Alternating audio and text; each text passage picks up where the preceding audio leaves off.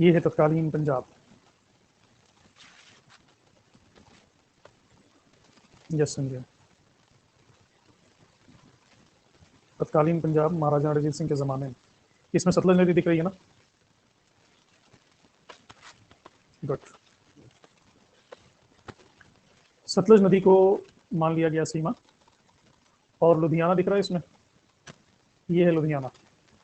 लुधियाना में अंग्रेजी सेनाएं रखी जाने लगी और अंग्रेजों ने कहा कि ये सतलज नदी के उत्तर की तरफ वो हस्तक्षेप नहीं करेंगे, ये वादा किया। और रणजीत सिंह ने कहा कि सतलज नदी के पूरब की तरफ हस्तक्षेप नहीं करेंगे। अब रणजीत सिंह विवश थे इधर बढ़ने के लिए, तो मुल्तान पे इन्होंने 1818 में कब्जा कर लिया। फिर कश्मीर में, कश्मीर ये देखिए यहाँ पे अटक है, इस पर भी कब्जा कर लिया। इसके आसपास के भी इलाके हैं, डेरा जाट। खड़क सिंह दीवान चंद के सेनापतित्व में एक बहुत बड़ी सेना कश्मीर पर आक्रमण करने के लिए इन्होंने भेजी। और ये जो लड़ाई कश्मीर से हुई, इस लड़ाई को कहते हैं सुपेन का युद्ध। फिर डेरा जाट, पेशावर, लद्दाख, इन पर इन्होंने विजय प्राप्त किया। फिर दोस्त मोहम्मद का भी केस मैंने कल डिस्कस किया था। अंग्रेजों ने दोस्त मोहम्मद को सहायता नहीं दी, तो दोस्त मोहम्मद ने रूस की तरफ अपना रुख किया कि हमको रूस से दोस्ती कर लेंगे, हमारा नाम ही दोस्त है। तो ऑकलैंड ने शाह सुजा, जो कि अफगानिस्तान की गद्दी पर बैठने के लिए उत्सुक था, शाह सुजा से ऑकलैंड में संधि कर ली। और 1838 में एक त्रिपक्षीय संधि हुई है रणजीत सिंह, शाह सुजा और अंग्रेजों के बीच। इसी संधि के बाद पहला अफगान युद्ध शुरू होता है। और 1831 में भावलपुर की विजय के बाद रणजीत सिंह ने बलूचिस्तान पर भी अधिकार कर लिया, शिकारपुर तक फैल गया उनका साम्राज्य। लेकिन अंग्रेजों ने हस्तक्षेप किया कि रणजीत सिंह को अपनी योजना समाप्त करनी पड़ी। 1831 तक आते आते महाराजा रणजीत सिंह ने लॉर्ड विलियम बेंटिक के सामने सिंध के अमीरों से संधि कर दी। और इसको सिंध के अमीरों से रणजीत सिंह की संधि हुई है, इसे कहते हैं रोपड़ की संधि।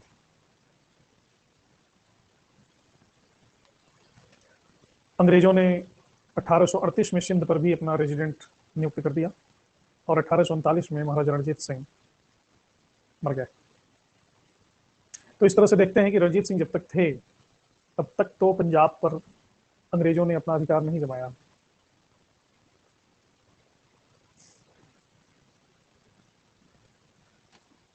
लेकिन रणजीत सिंह के जाने के बाद पंजाब की दास्तान बदल गई।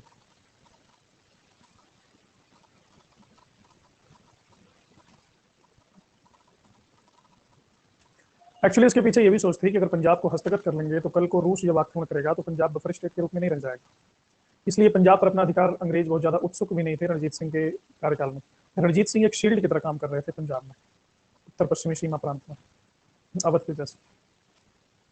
तो अंग्रेजों को कुछ समझ में नहीं आ रहा था कि किया क्या जाए। तो अंग्रेजों ने बहुत ज्यादा एफर्ट भी नहीं डाला उस जमाने में पंजाब पर अधिकार करने के लिए।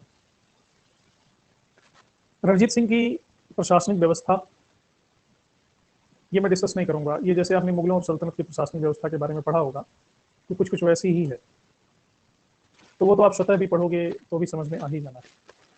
क्या आप चाहते हो कि मैं उसको भी डिस्कस करूं, प्रशासनिक व्यवस्था को भी?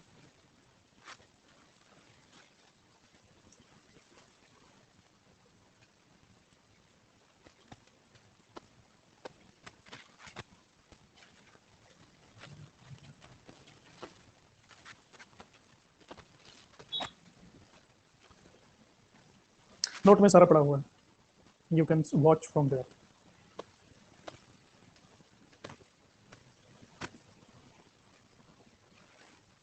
पहले कुछ 8-10 प्रश्न कर लेते हैं, फिर आगे बढ़ते हैं, ठीक है?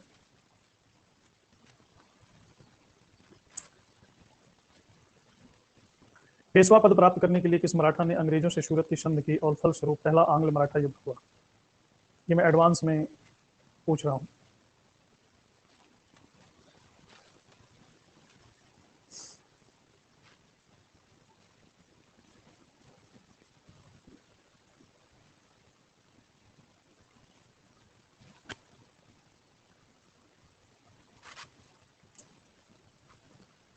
राघोबा का प्रकरण आपने पहले भी पढ़ा होगा, रघुनाथ राव का, जिसने अपने भतीजे को मार के ये सब काम किया।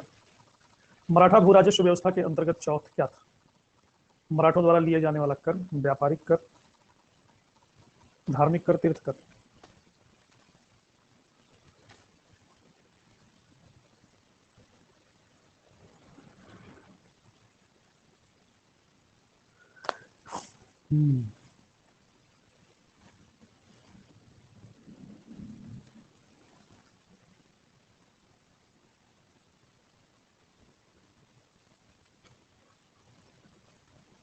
शिवाजी के शासनकाल में किस दर से शरदेशमुखी वसूल किया जाता था? 1/5, 1/4, 10, 12। इसका नाम ही है इस प्रकार का।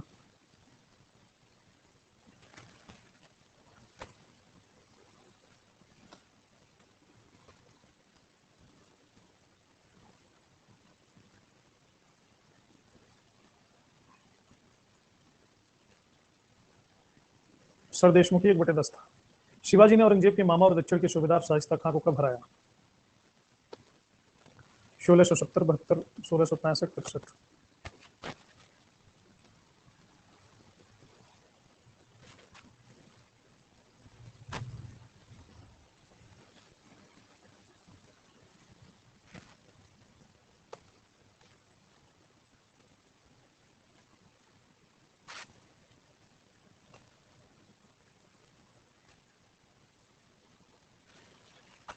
1663।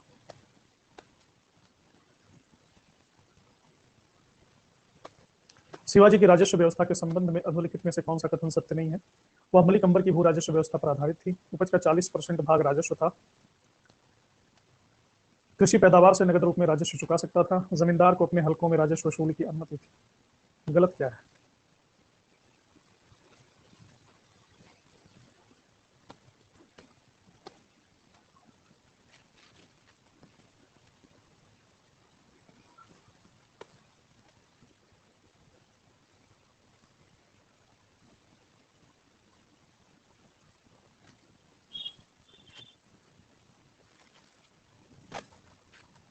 चलिए अब शुरू करते हैं विषय वस्तु। महाराजा रणजीत सिंह का प्रांतीय प्रशासन, ये नहीं करेंगे।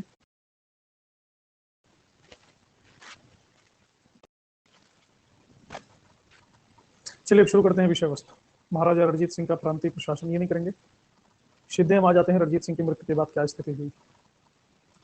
सुकरचकिया मिशल की वंशावली ये है और महासिंह के बेटे रणजीत सिंह हैं, इनकी डेथ हो गई। डेथ हुई है 27 जून 1839 को। इनको हो गया था पैरालिसिस, उसके बाद इनकी डेथ हुई। इसके बाद पंजाब की गद्दी पर बैठते हैं खड़क सिंह। इसके प्रधानमंत्री थे ध्यान सिंह।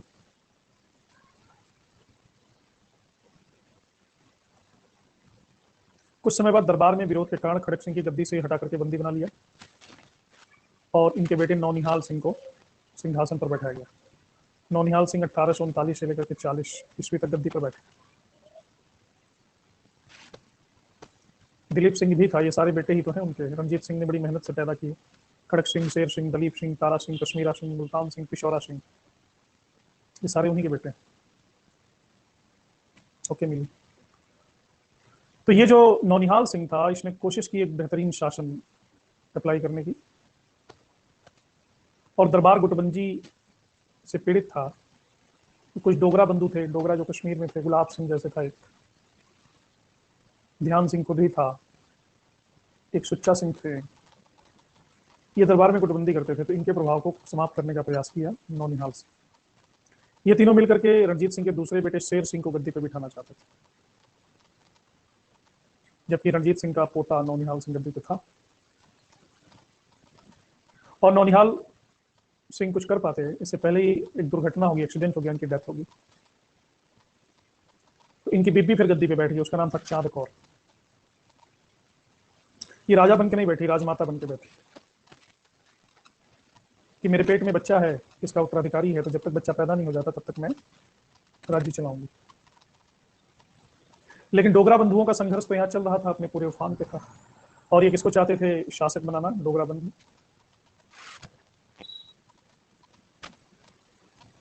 शेर सिंह को, हाँ शिवगामी। तो इन्होंने शेर सिंह को गद्दी पे बिठा दिया, चांद कौर को बाईपास कर।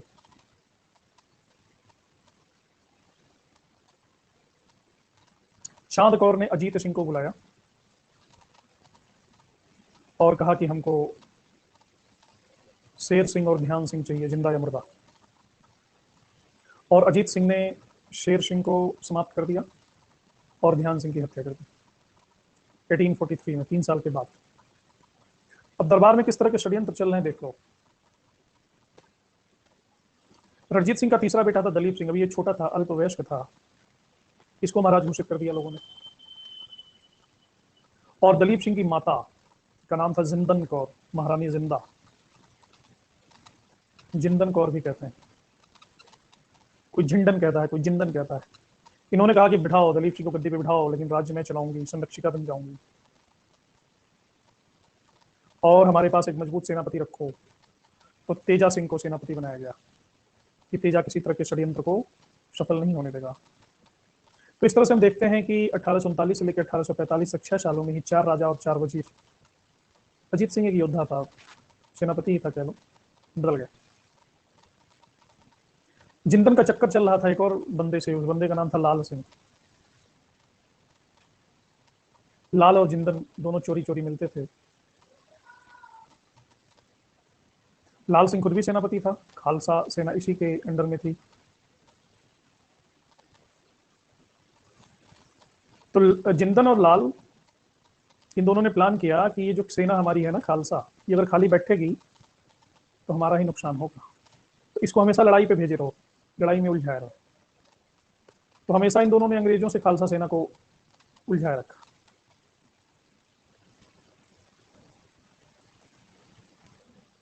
हाँ बेबी, ऐसा कहा जाता है मिस्टर बेबी, लेकिन क्या सही है क्या गलत है। तो ये स्टोरी जो मैं आपको बताया, समझ में आया कहाँ से क्या, कहाँ से क्या, कहाँ से कैसे, कहाँ से कैसे। फिर से वाला काम नहीं करेंगे नो, एक बार में समझो।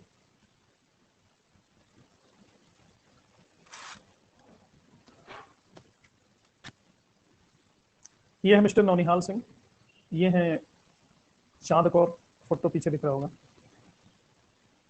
और ये हैं दलीप सिंह, और मेरे ठीक पीछे हैं जिंदा।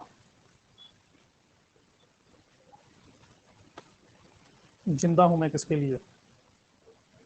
दलीप की मम्मी जिंदा, और ये जिंदा के प्रेमी है वजीर लाल सिंह।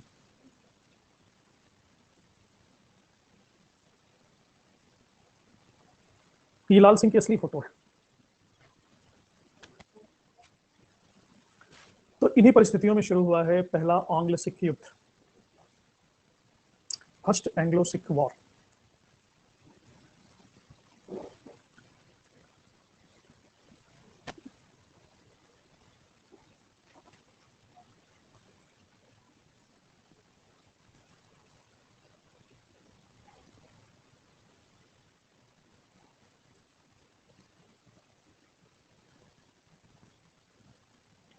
मैंने बताया कि सेना को किसने उलझाए रखा अंग्रेजों से?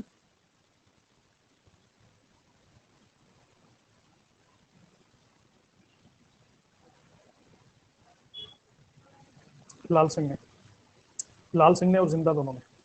11 दिसंबर 1845 को सिख सेना ने एक अंग्रेजी सेना की टुकड़ी पर आक्रमण कर दिया, और उसका सेनापति था ह्यूगफ। ह्यूगफ, इससे लॉर्ड हार्डिंग, उस समय का वायसराय, उसने 13 दिसंबर 1845 को यह घोषणा कर दी कि महाराजा दलीप सिंह का राज्य का वह भाग भी जो सतलुज के बाईं ओर है, वो अंग्रेजी राज्य में उसका विलय किया जाता है।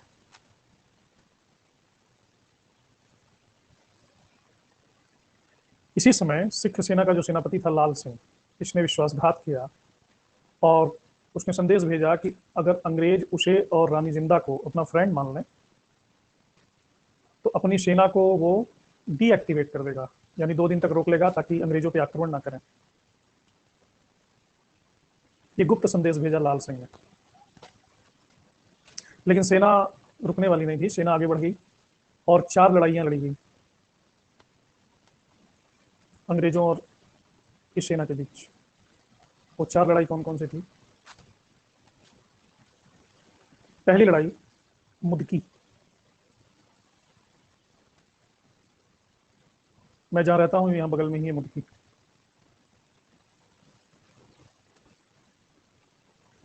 ये फर्स्ट एंग्लो सिख वॉर की बात है, मुदकी युद्ध। दूसरा फिरोज शाह युद्ध, तीसरा बद्दोवाल, चौथा अलीवाल। ये एक तरह से छोटी छोटी झड़पें थी जिसका कोई निर्णय नहीं हो पाया। अंतिम लड़ाई जो थी सबराव की लड़ाई, 10 फरवरी 1846, ये निर्णायक सिद्ध हुई। और लाल सिंह और तेजा सिंह इन दोनों ने विश्वासघात किया और सिखों की हार हो गई, सिख हार गए। अंग्रेजी सेना ने अल्टीमेटली लाहौर पर अधिकार कर लिया और एक संधि होती है जिसे कहते हैं लाहौर की संधि।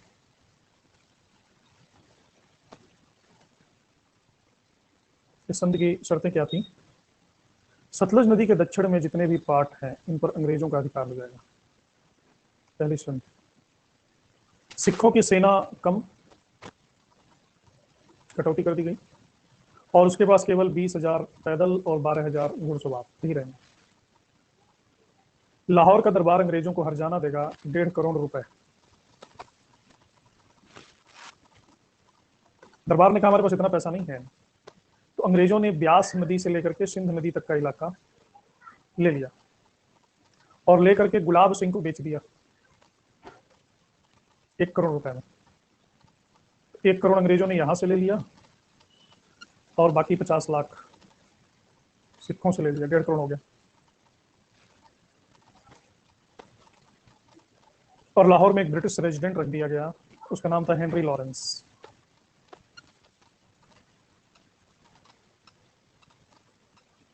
लाहौर की संधि अस्थायी सिद्ध हुई। हाँ वही।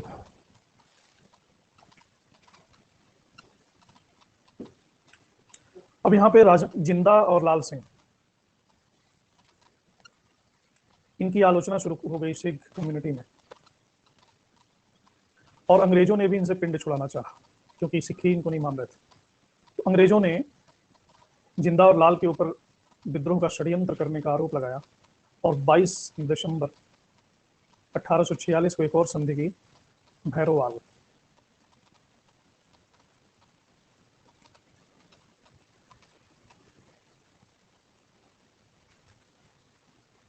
ये संधि थी कि अंग्रेज 8 सिख सरदारों की एक संरक्षण समिति बनाएंगे और इस समिति का हेड होगा हेनरी लॉरेंस। अंग्रेज सेना पहले से ही थी लाहौर में और जिंदा को 1.5 लाख रुपए वार्षिक पेंशन देकर के भेज दिया गया बनारस, भैरोवाल की संधि के कारण। तुम लोग आज इतने लेट से क्यों आ रहे हो? कोई क्लास चल रही थी क्या? तो इस भैरोवाल की संधि से अंग्रेजों का पूरे पंजाब पर प्रभुत्व हो गया। लेकिन सिखों की जो आम जनता थी और बहुत सारे लोग थे वो चाहते थे कि खालसा की शक्ति को फिर से स्थापित किया जाए।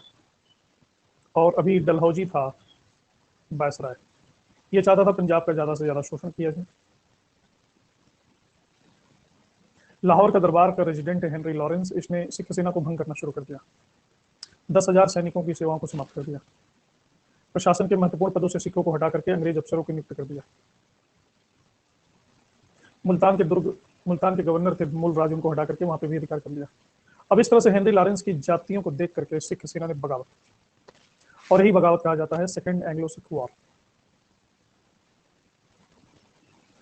लॉर्ड डलहौजी ने इस सेकेंड एंग्लो सिख वॉर को पूरी तरह से दबाने का नेतृत्व किया और रामनगर में लड़ाई हुई अंग्रेजों और सिखों में 22 नवंबर 1848 ईस्वी को, और अंग्रेजों की तरफ से नेतृत्व कर रहा था गाफ।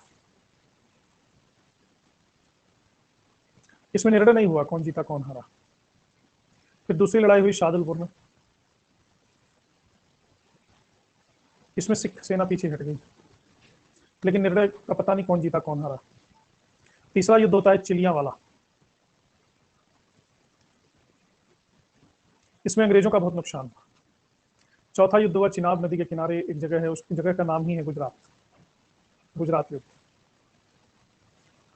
गुजरात युद्ध का नेतृत्व कर रहा था गाफ के जगह पे चार्ल्स नेपियर, और नेपियर ने तोपों का ज्यादा से ज्यादा उपयोग किया और इस तरह से सिखों को हरा दिया। यही अंतिम और निर्णायक युद्ध था। पूरा का पूरा पंजाब प्रांत इस सेकेंड एंग्लो वॉर के आखिरी गुजरात युद्ध में अंग्रेजों के अधीन हो गया। दूसरे युद्ध का कारण था हेनरी लॉरेंस के द्वारा पंजाब के इलाकों पे कब्जा करना और सेना को भंग करना। हाँ, गुजरात पहले भंगी मिसल के पास हुआ करता था। तो इस तरह से हम देखते हैं कि 29 मार्च 1849 में डलहौजी ने पंजाब को अंग्रेजी साम्राज्य में मिला लिया। मूल राज पर मुकदमा चलाया गया, उसको मौत दे दी गई। व्यवस्था के लिए हेनरी लॉरेंस को हेड बनाया गया पंजाब का। जॉन लॉरेंस को यहाँ के टैक्सेशन की व्यवस्था करने का हेड बनाया गया। चार्ल्स मैशन को न्यायिक विभाग का प्रेसिडेंस बनाया गया। और दलीप सिंह को एजुकेशन लेने के लिए 5 लाख रुपए वार्षिक पेंशन देकर के इंग्लैंड भेज दिया गया। और दलीप सिंह के पास जो कोहिनूर हीरा था उसको छीन लिया गया। और अंग्रेजों के एक डॉक्टर थे लगून, वो दलीप सिंह के वहां संरक्षक थे। उन्हीं के प्रभाव में आकर के दलीप सिंह ने 1853 ईस्वी में ईसाइयत को ग्रहण कर ईसाई बन गए। बाद में जब वो पंजाब लौटे तो मातृभूमि के प्रेम के कारण फिर से वो सिख बन गया। तो ये थी पंजाब की कहानी। समझ में आ गई?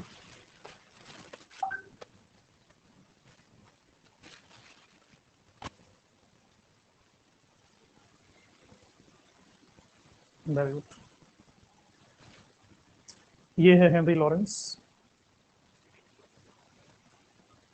थोड़ी बहुत आती है।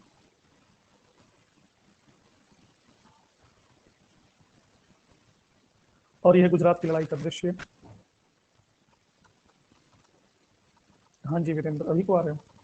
ये है डलहौजी। अब हम बात करेंगे मैसूर की। ये मैसूर का राजमहल आपको दिख रहा होगा।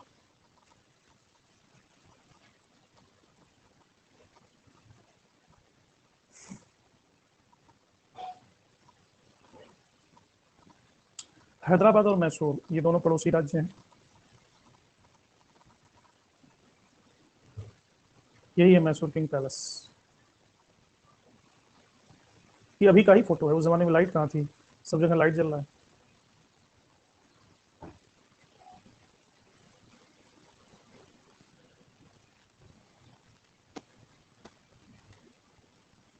तो दक्षिण भारत की संरचना को समझ लीजिए। ये जो इलाका है यहाँ पे पेशवा है। पेशवा के बगल में यहाँ हैदराबाद है, जो ये लाइनिंग बनी हुई है। मद्रास, जिंटीगुल, तंजौर, कोचीन, त्रावणकोर, मालाबार, मंगलौर। ये जो राज्य है यही मैसूर राज्य है। पहले विजयनगर एम्पायर था, फिर इसको वाडियार वंश को दे दिया गया। वाडियार वंश के बाद इसी पर हैदर अली ने अधिकार कर लिया। तालिकोटा युद्ध के बाद 1612 ईस्वी में वेंकट द्वितीय द्वारा मैसूर में वाडियार राजवंश की स्थापना हुई। और 18वीं सदी में इसी वंश के राजा थे चिक्का। ये जो लाइनिंग है ना, ये मैसूर चिक्का कृष्णराज। लेकिन ये विलासी था, इसका काम करते थे इसके दो मंत्री। एक का नाम है नंदराज और दूसरे का नाम है देवराज। हैदर अली इन्हीं की सेना में एक सिपाही नियुक्त हुआ और बहुत जल्दी ही नंदराज और देवराज का विश्वास पात्र बन गया। हैदर अली के पिता थे मोहम्मद, वो मैसूर के राजा के यहाँ सेना में एक उच्च पद पर नियुक्त थे। बाद में डिंडीगुल का फौजदार नियुक्त कर दिया नंदराज ने हैदर अली को। डिंडीगुल दिख रहा है ना आपको यहाँ पे।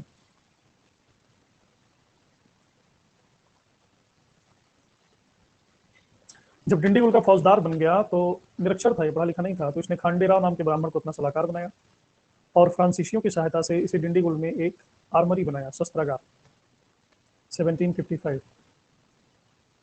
और यहाँ हथियार का निर्माण होने लगा। एक मिनट।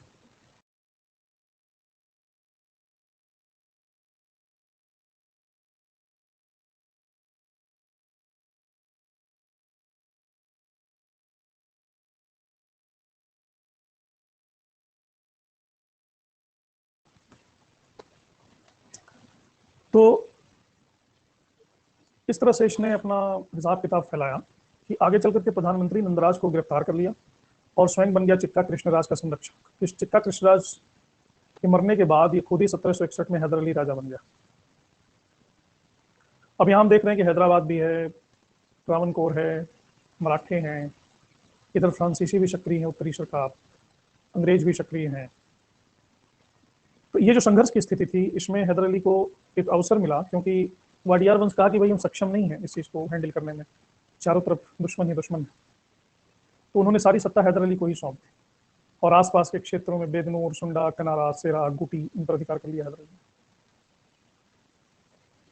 और योग्यता और साहस से प्रधानमंत्री भी बन गया। अब हैदर अली इतना जल्दी अपना साम्राज्य विस्तार कर रहा था कि हैदराबाद के निजाम और अंग्रेज इन दोनों को होने लगी टेंशन। वो सोचने कैसे इसको कंट्रोल किया जाए। पेशवा को भी प्रॉब्लम होने लगी। 1764 ईस्वी में पेशवा थे माधवराव, इन्होंने हैदर अली को हराया एक लड़ाई में और 1765 में हैदर अली को मराठों से संधि करने को विवश कर दिया।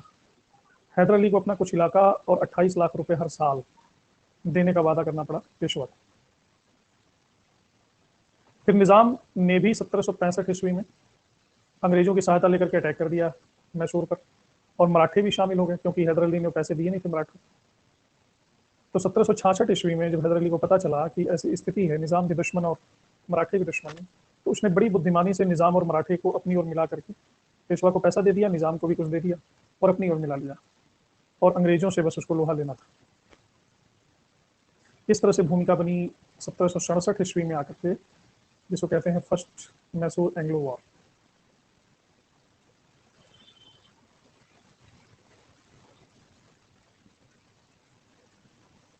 जो 2 साल तक चलती रही 1769 ईस्वी। अब हैदर का प्रभाव बढ़ रहा था तो अंग्रेजों को भी खतरा था और हैदर फ्रांसीसियों से दोस्ती भी रखता था। तो इसी खुन्नस में हैदर ने कन्नड़ तट पर आया एक अंग्रेजी जहाज था, उस जहाज को नष्ट कर दिया और अंग्रेजों और हैदर अली में पहला युद्ध होता है इसी कारण से। और अंग्रेजी सेना का नेतृत्व करता सर जॉन स्मिथ। अंग्रेजों को चारों ओर से घेर करके हरा करके मैंगलोर पर इसने अधिकार कर लिया, मंगलोर पे हैदर अली को। अंग्रेजों को बहुत नुकसान उठाना पड़ा और फाइनली 4 अप्रैल 1769 ईस्वी को अंग्रेजों ने हैदर अली से की मद्रास की संधि। मद्रास की संधि में क्या हुआ, अंग्रेज और हैदर अली दोनों ने एक दूसरे के जीते हुए प्रदेश को लौटा दिया। हैदर अली को बहुत सारा पैसा मिला, दोनों ने दोस्ती कर ली, कहा कि संकट के समय में एक दूसरे की सहायता करेंगे। अब अंग्रेजों को हराने के कारण हैदर अली की प्रतिष्ठा बहुत ही बढ़ गई। ये जो फोटो है ये उसी संधि की फोटो है जो रेखा चित्र बना हुआ है। किस संधि का रेखा चित्र बना हुआ है? ये मद्रास की संधि। तो अंग्रेज लेकिन निष्ठावान नहीं रहे इस संधि के प्रति। 1771 में इसी समय पेशवा माधवराव ने हैदर अली पर आक्रमण किया तो अंग्रेजों ने सहायता नहीं की, संधि के अनुसार उनको सहायता करना चाहिए था। अब ये जो विश्वासघात था ये हैदर अली को इसने क्रोधित कर दिया।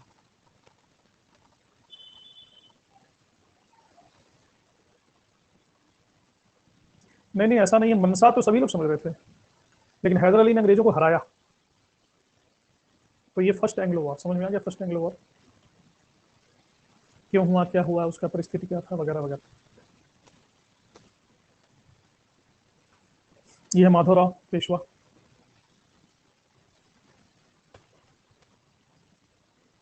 आपको सुमेलित करने आता है मद्रास की, मतलब चारों वॉर और संधि दोनों सुमेलित करना है।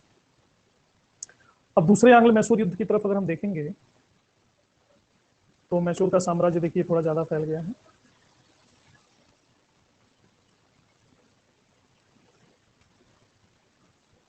और इसमें जो अंग्रेज सिर्फ यहीं तक काबिज हैं, एक मद्रास में काबिज हैं, कांजीवरम, पौंडीचेरी में फ्रांसीसी हैं और ये नॉर्दर्न सरकार में अंग्रेज। अभी दक्षिण भारत में अंग्रेजों से काफी बड़ा मैसूरों का साम्राज्य। हाँ, उत्तरी सरकार।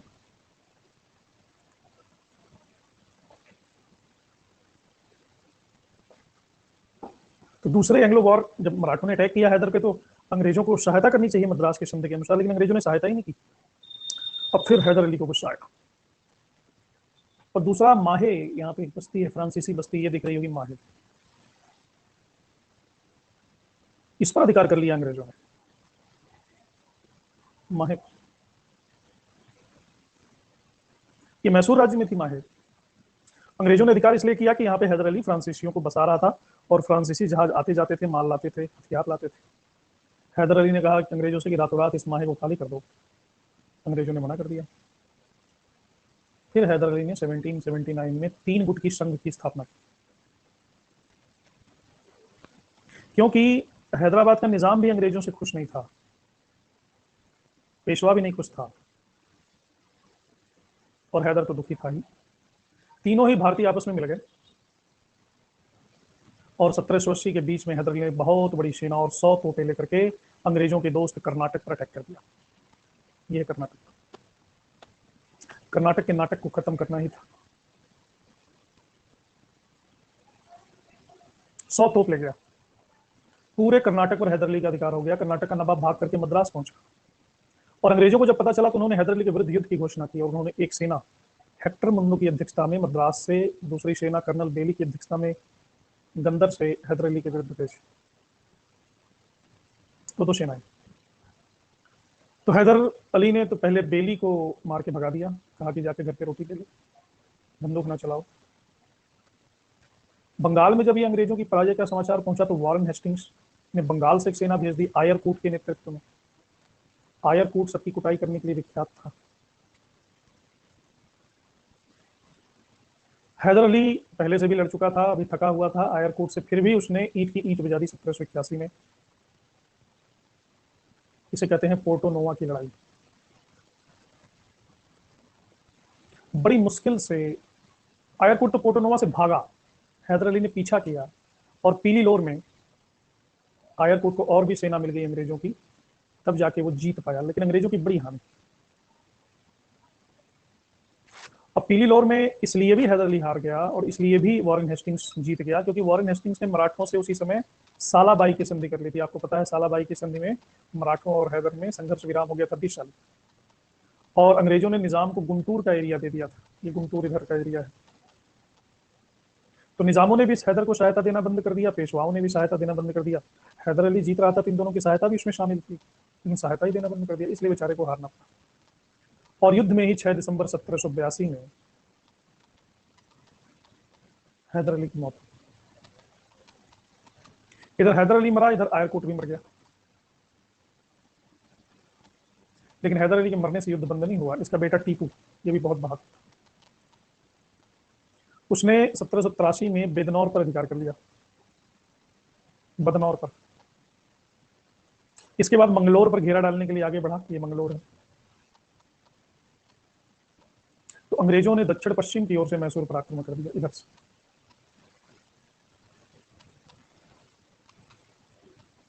नवंबर 1783 में अंग्रेजों ने पालाघाट और कोयम्बटूर पर अधिकार कर लिया, इसलिए टीपू ने अंग्रेजों से मंगलोर की संधि, मंगलोर की संधि किया था। टीपू और मद्रास का अंग्रेज गवर्नर मैकार्टनी, इन दोनों के बीच मंगलोर की संधि हुई और इस संधि के अनुसार दोनों पक्षों ने एक दूसरे के विजित पक्षों को वापस कर दिया, युद्धबंदियों को मुक्त कर दिया। अंग्रेजों को ने आश्वासन दिया कि वो दोस्त बने रहेंगे, संकट के समय मैसूर की सहायता करेंगे। लेकिन वॉरेन हेस्टिंग्स का चप, लड़ाई में आयरकूट को भेज के कर रहा हूं, तुम लोग संधि कर रहे हो बिना हमसे पूछे और मैसूर की प्रतिष्ठा बढ़ा रहे हो, अपनी प्रतिष्ठा को ठेस पहुंचा रहे हो। ये मत भूलो कि मैंने सेना भेजी थी तब पीली लौर में हराया था। एक छोटा सा ट्रावनकोर राज्य है। अंग्रेजों ने कहा कि भाई ये ट्रावनकोर को आप नहीं जीतेंगे, ये हमारे संरक्षण में रहेगा मैंगलोर की संधि के अनुसार।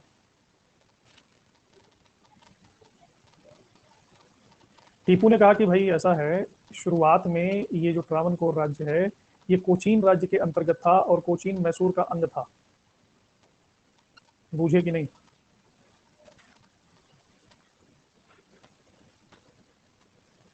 ये असंतोष का कारण बन गया। ट्रावनकोर का जो राजा है इसने डचों से 2 नगर खरीदे थे। टीपू सुल्तान ने कहा कि ये जो तुम नगर खरीदे हो ये कोचीन के अंतर्गत आता है, इसलिए नगर हमारा है, इसलिए हमें वापस लौटा दो। अब प्रॉब्लम ये हो गई कि मैसूर में जिसको अपराधी मान के भेजा जाता वो भाग के ट्रावनकोर में शरण ले लेता। ये भी टीपू सुल्तान के असंतोष का एक कारण था। टीपू सुल्तान ने 14 दिसंबर 1789 ईस्वी में ट्रावनकोर पर अटैक कर दिया। अब ट्रावनकोर किसका मित्र था? अंग्रेजों का, और अंग्रेजों का उस समय था सिपा सालार कार्नवालिस। कार्नवालिस ने टीपू सुल्तान के खिलाफ युद्ध की घोषणा कर दी और इस बार भी अंग्रेजों ने 1 जून 1790 को मराठों के साथ और 4 जुलाई 1790 को निजाम के साथ मैत्री की संधि कर ली और इन दोनों ने वचन भी दिया टीपू सुल्तान को कि हम सैनिक सहायता करेंगे। खैर जो भी हो, 1790 ईस्वी का दिन था जब मीडोज के नेतृत्व में सेना ने मैसूर राज्य पर असफल आक्रमण किया। हार गई सेना, लेकिन फिर दिसंबर में कार्नवालिस ने खुद सेनापति बनकर के अटैक किया और इनकी राजधानी श्रीरंगापट्टनम की तरफ बढ़ा। और इसी घमासान युद्ध में टीपू हार गया। टीपू हार इसलिए गया क्योंकि ये इन्होंने सहायता नहीं की पापियों ने। अंग्रेजों ने फिर देवली और बलीपुर के दुर्गों पर अधिकार कर लिया। अंग्रेजों ने निजाम और मराठों की संयुक्त सेनाओं के साथ श्रीरंगपट्टनम पर दूसरी बार आक्रमण किया। निजाम और मराठे कह रहे थे टीपू को सहायता देंगे, और सहायता दे दिया उन्होंने अंग्रेजों को, और नगर के बाहरी भाग पर अधिकार कर लिया। अंत में टीपू को आत्मसमर्पण करना पड़ा और श्रीरंगपट्टनम की संधि होती है। 3 करोड़ रुपया लड़ाई का हर्जाना, आधा राज्य, ये देना पड़ा टीपू सुल्तान को। और जब तक 3 करोड़ पूरे नहीं देंगे, अपने दोनों बेटों को देना पड़ा बंधक। कार्नवालिस को एक बेटे का नाम था अब्दुल खालिक और दूसरे बेटे का नाम था मुइजुद्दीन। ये जो पहली फोटो मैंने आपको दिखाई, इन राजाओं की किस्मत देखिए, बेटों का सौदा होता है और बाप हाथी पर बैठा बैठा महावत के कानों में कुछ कह के फपक फपक के रोता है और कहता है कि हाथी कुछ ज्यादा ऊंचा रखना कि हमारे आंसू नीचे न गिरे, क्योंकि सेना का मनोबल टूट जाएगा। अब यहाँ पे ये कार्नवालिस है और ये इनके दो बेटे।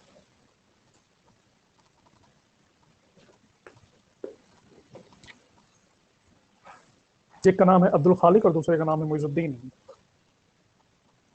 तो बच्चे छोटे ही होते हैं, हाथी के बच्चे नहीं थे, इंसान के बच्चे थे।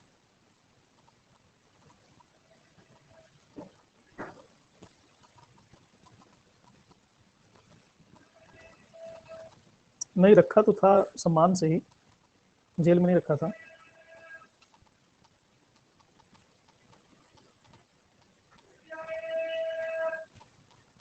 सस्मिता तुम्हारे जैसा सलाहकार नहीं था उस समय उनके पास।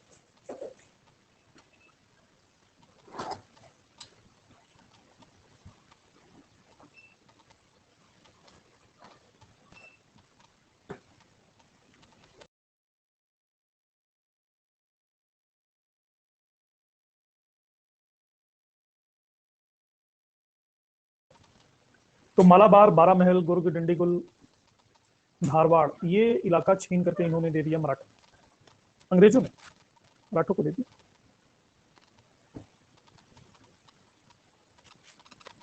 और कड़प्पा से करनूल तक का क्षेत्र दे दिया निजामों को।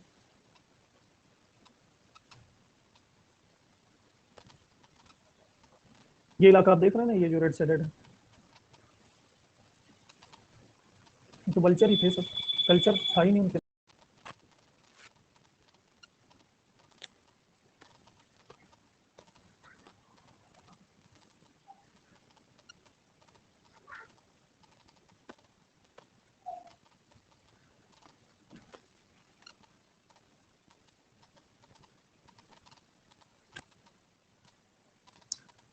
तो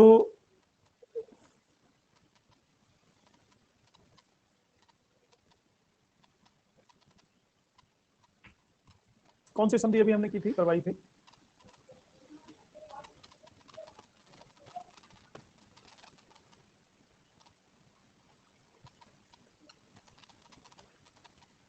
श्रीरंगपट्टनम की संधि, ये हुई है 1792 में।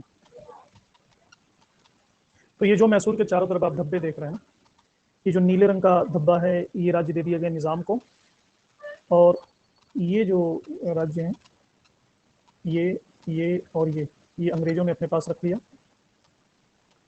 और ये राज्य जो ऊपर वाला दिख रहा है, ये दे दिया गया मराठों को, पेशवा को। इस तरह से चारों तरफ से अपने अपने फायदे के राज्य इन्होंने ले लिए। तो इसको बोलते हैं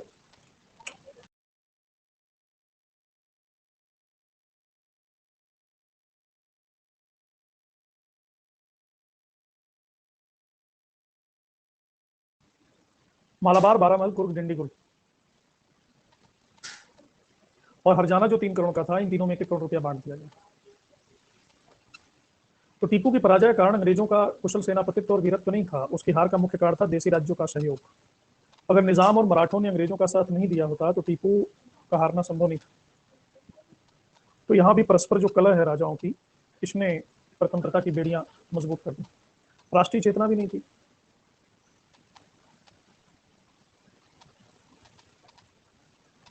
श्रीरंगपट्टनम की संधि के बाद लॉर्ड कॉर्नवालिस ने डंडस को पत्र में लिखा कि हमने अपने मित्रों को शक्तिशाली बनाए बिना ही शत्रुओं को कुचल दिया है।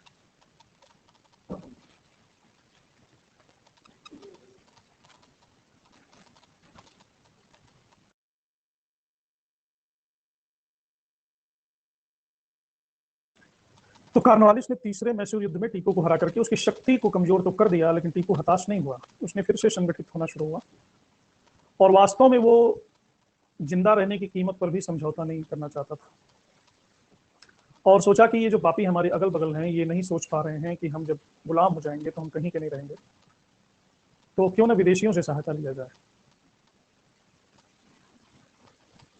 तो मॉरिशस के फ्रांसीसी गवर्नर ने टीपू को समझाया, प्रोत्साहित किया और फ्रांसीसियों को इसने अपनी सेना में भर्ती किया।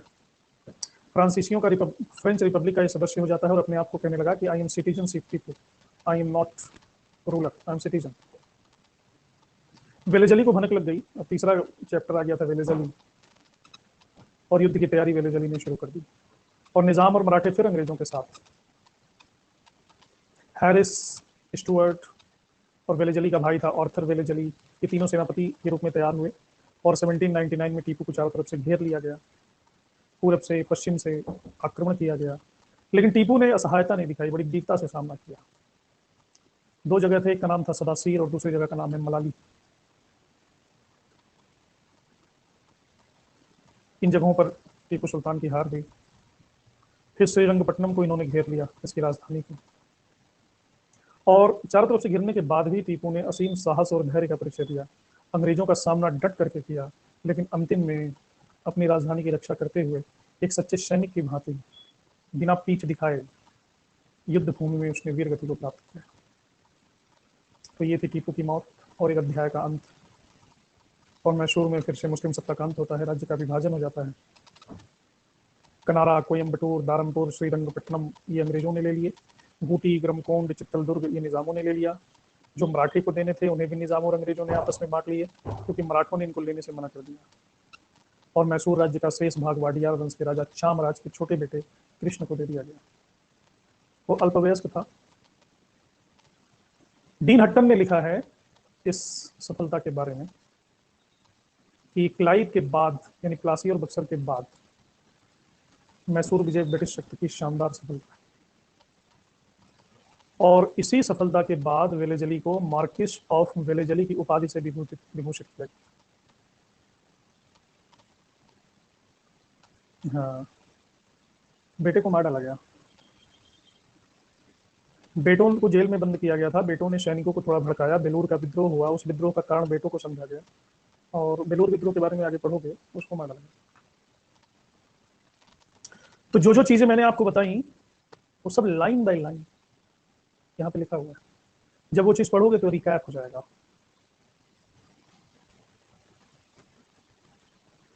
एक एक शब्द।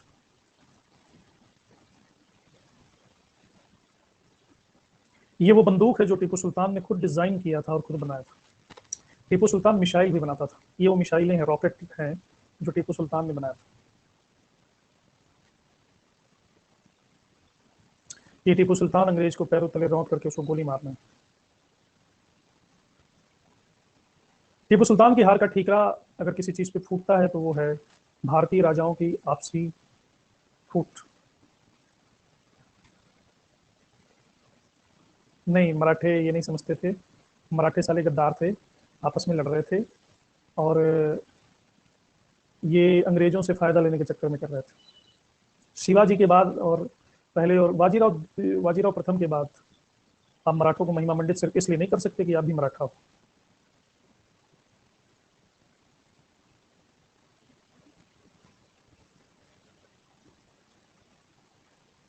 नो, ऐसा नहीं मराठों में महान लोग नहीं हुए हैं, हुए, लेकिन जो महान है सिर्फ उन्हीं को महान कहेंगे। इन्होंने, टीपू सुल्तान की यहाँ ये भावना ये थी कि मतलब अंग्रेजों ने एक बार काबिज कर लिया तो अंग्रेज बर्बाद कर देंगे इस देश को, बर्बाद किए भी, लेकिन ये बाकी नहीं समझ रहे थे। ना निजाम समझ रहा था, ना मराठे समझ रहे थे, सिर्फ अकेला टीपू सुल्तान समझ रहा था। समझ क्या करेगा।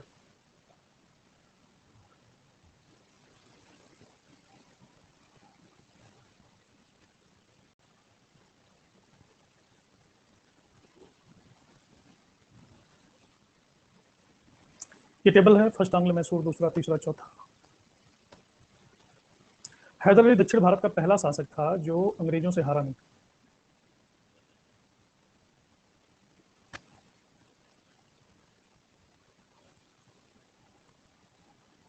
तो अब मैसूर भी समाप्त हो गया, मैसूर समझ में आ गया सभी को। अब हम बात करेंगे अवध।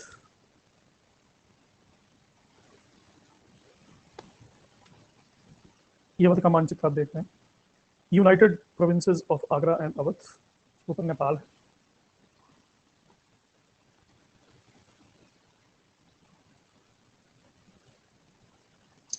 नाना फडणवीस के जाने के बाद ही ना कहा है, किसने कहा है कि उसी के साथ मराठों का सारा सयानापन, सारी गरिमा चली गई। ग्रांड ड्राफ्ट, तो उसने सही कहा। नाना फडणवीस के बाद तो बाकी सब अपने ही क्षुद्र स्वार्थों के कारण लगे रहे, क्षुद्रता के कारण। तो अब आइए अवध की बात करते हैं और नवाबों से मुलाकात करते हैं।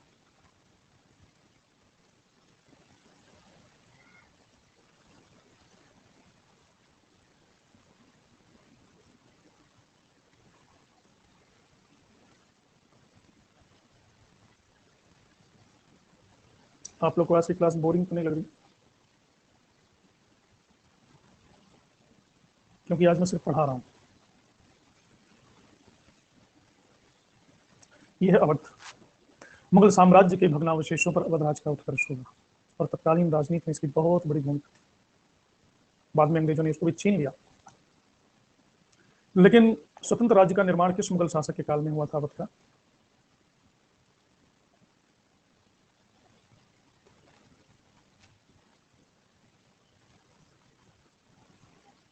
वो सैफ अली खान पटौदी का है ना नवाब। वो वो नवाब है जिनका सब कुछ चला गया, सिर्फ घर ही बचा है। मुगल शासक थे मोहम्मद शाह रंगीला। रंगीला रे, रंगीला का शासनकाल क्या है?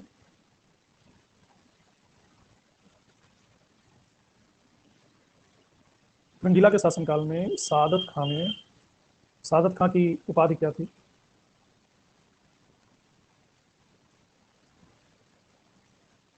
बुरहान उल मुल्क।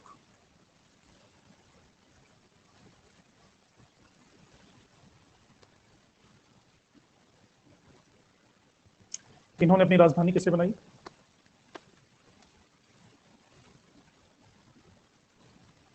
फैजाबाद।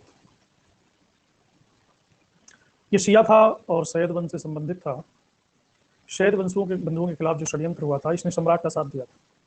तो इसके पुरस्कार स्वरूप मोहम्मद शाह ने इसको 1720 से 1722 तक आगरा का गवर्नर बना दिया और बुरहानुल मुल्क की उपाधि, शैयदों के खिलाफ साथ देने के कारण।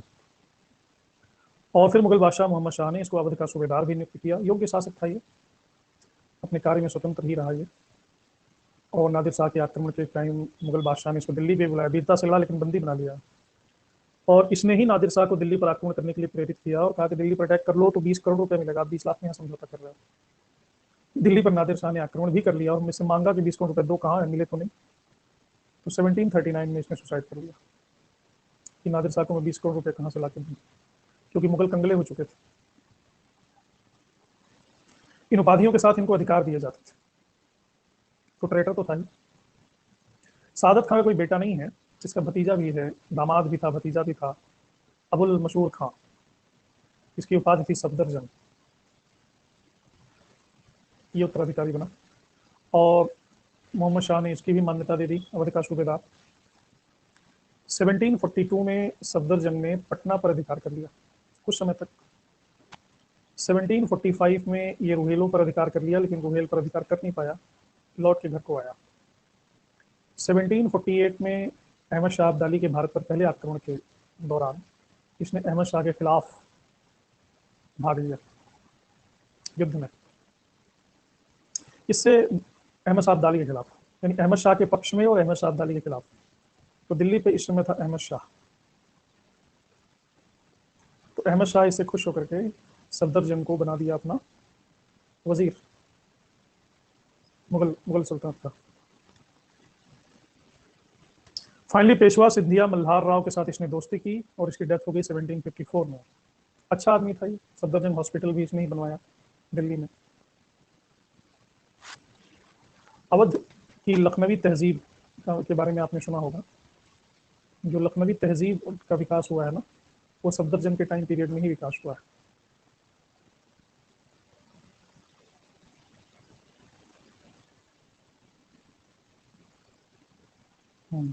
सफदरजंग के बाद अगले नवाब बनते हैं शुजाउद्दौला।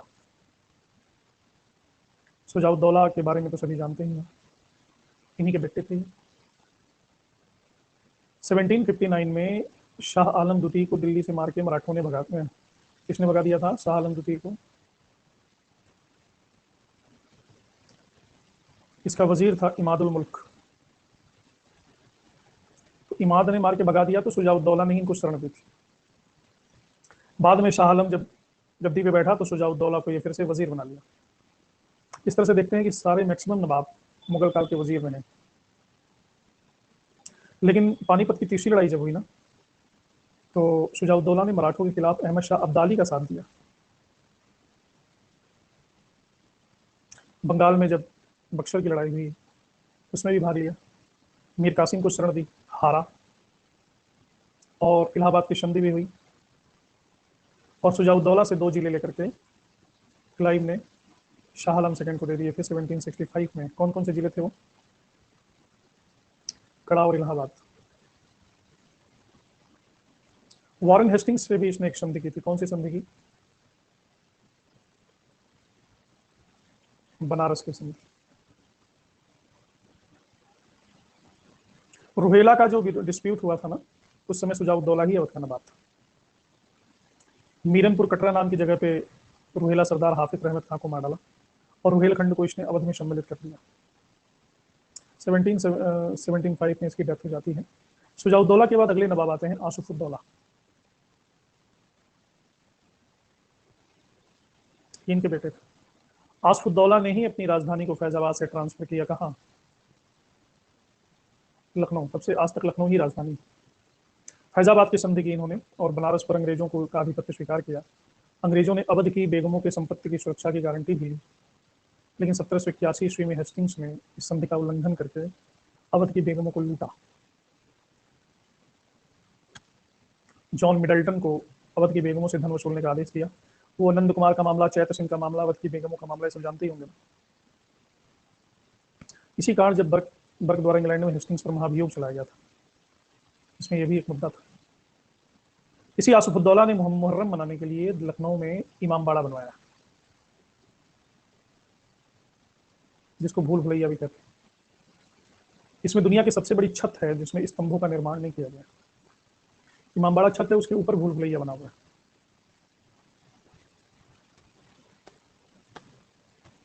ये है सादत खां, ये है सफदरजंग, और ये है इमामबाड़ा। बिना स्तंभों के दुनिया की सबसे बड़ी छत है। देखो कितना बड़ा छत। इसको ऐसे कारीगरी से टिकाया गया है कि गिरती नहीं है। इसी के बाहर शूटिंग हुई थी उसकी, गदर फिल्म की।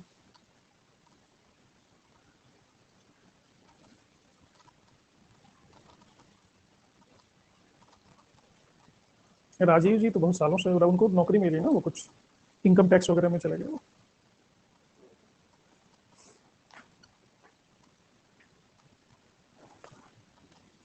तो आसुफुद्दौला के बाद कौन नवाब बना?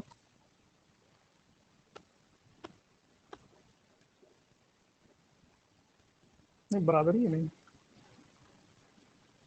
वजीर अली थोड़ी देर के लिए नवाब बना, लेकिन अंग्रेजों ने फिर इसके चाचा सादत खां को नवाब बना दिया। ये आसफुद्दौला का भाई था। इसी ये सादत खां दूसरा है, इसने अंग्रेजों से सहायक संधि को स्वीकार कर लिया 1801 में, और रुहेलखंड गोरखपुर को अंग्रेजों को दे दिया। ये पापी लॉर्ड हेस्टिंग्स से पैसा लेकर के, मतलब लॉर्ड हेस्टिंग्स ने पैसा लेकर के इसको राजा की उपाधि दे दी। पैसा देकर के तो ये राजा बना। इसके बाद एक और नवाब आते हैं, उनका नाम है गाजीउद्दीन हैदर अली खां। हेस्टिंग्स ने 1815 में पैसा लेकर के इसको बादशाह की उपाधि दे दी। फिर कई आए, नासरुद्दीन हैदर, मोहम्मद अली शाह, अमजद अली शाह, और अंत में आए वाजिद अली शाह।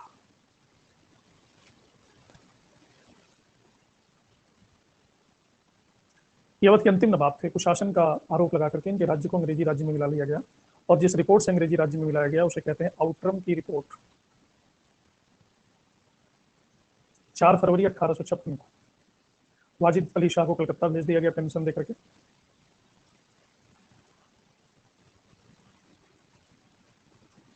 ये वाजिद अली शाह की सही की फोटो है, ये बैठे हुए हैं अपनी बेगम और अपने बेटों के साथ।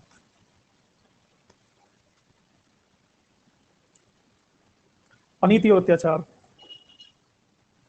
से अवध को मिलाया गया, और उस डलहौजी ने यह हड़प नीति किया, और इसी हड़प नीति के अंतर्गत संबलपुर, बरार, जयपुर, उदयपुर, करौली, इनको भी अंग्रेजी साम्राज्य में मिला दिया गया।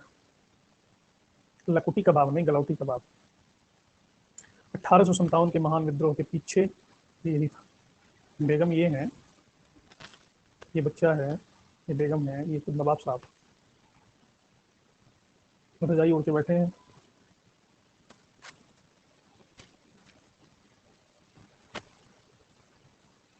समझ गए? तो ये अवध की थी कहानी।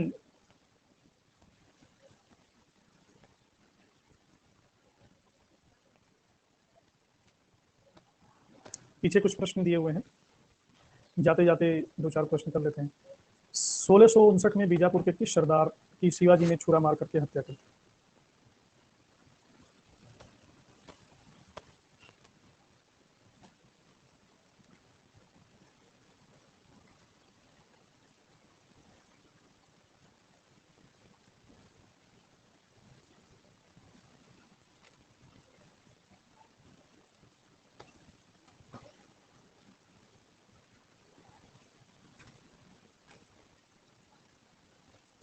मराठों के पूर्वज राजस्थान के किस वंश से संबंधित थे?